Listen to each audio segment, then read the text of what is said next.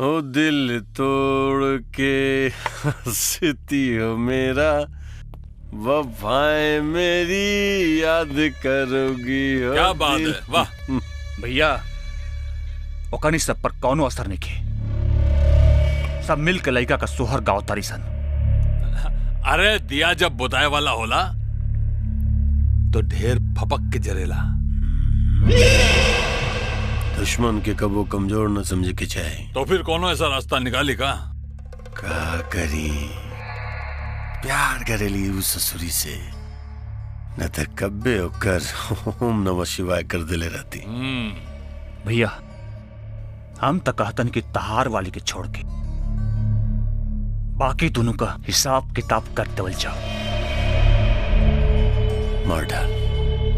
मार डालो दोनों के। अरे तीसर की ससुर खुद ही छटपटा के हमारा गोदी में आके बैठ जाए।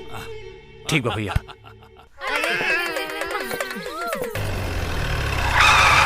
ये देखो बुढ़िया बाहर निकाल। तीनों के अपन घर में पनाह देके ओकनी के मौत के साथ साथ तू अपन मौत के भी दावत दे देले बाड़ी। लगता अवधेशवा का भाई ब्रिजेशवा अपने लोगन के साथ लेके हमनी के मारे आइल बा। अब का हुई जी? माई अब तू बाबू के लेके चल जा। बेटा तू लोग अपन ख्याल रखिए। ध्यान से। जाइए बाबूजी जाइए। चल चल हमनी बच्चा के संभाल ले। दरवाजा तोड़ दसन। चले ना, अरे यहाँ से चल चल चल चल संभाल के।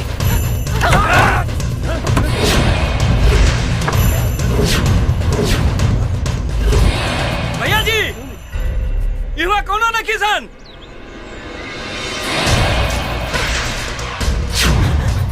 अरे साला उड़ा लिसन पकड़ा सन।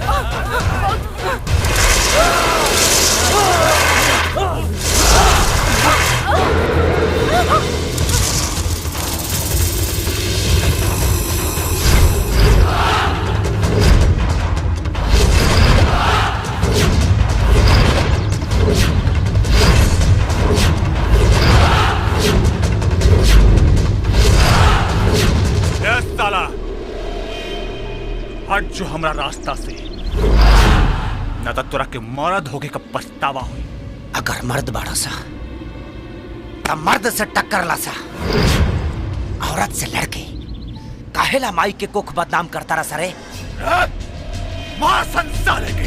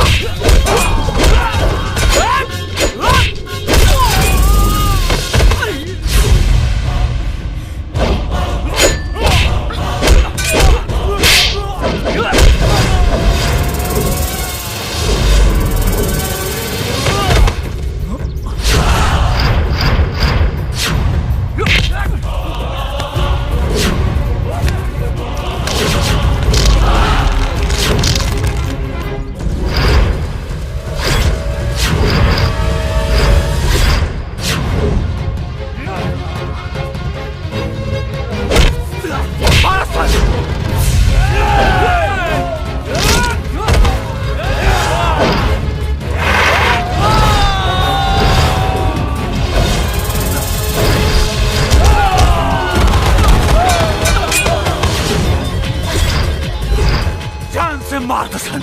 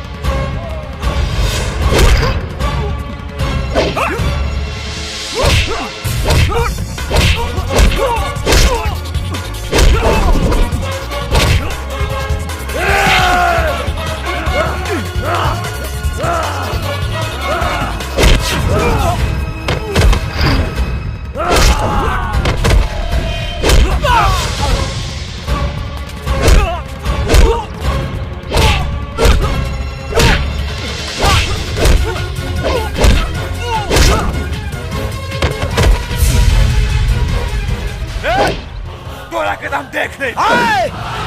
अर्जुन नाम है हमार। कह दिया अपना भाई से कि अब यहाँ डायरेक्ट फैसला होला।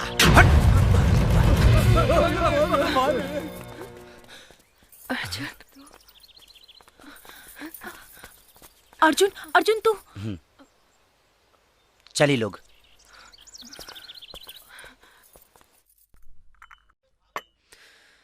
भागल देख के बड़ा अफसोस भाई। सोच बदलला से कुछ भी ना बदलेला। बदलाव लेवे खाती ताकत के भइल अति जरूरी बा। पहली बार देख ले रनी ना तो सही में लागा रहे कि रेवा लोगी ने औरत होके भी मर्द से कहीं आगे बानी, लेकिन आज भरम टूट गई। समय और परिस्थिति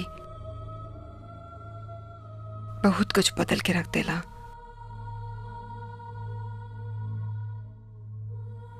विश्वासघात के परख तो भगवान भी ना कर पाइले, फिर आदमी कहां से कली।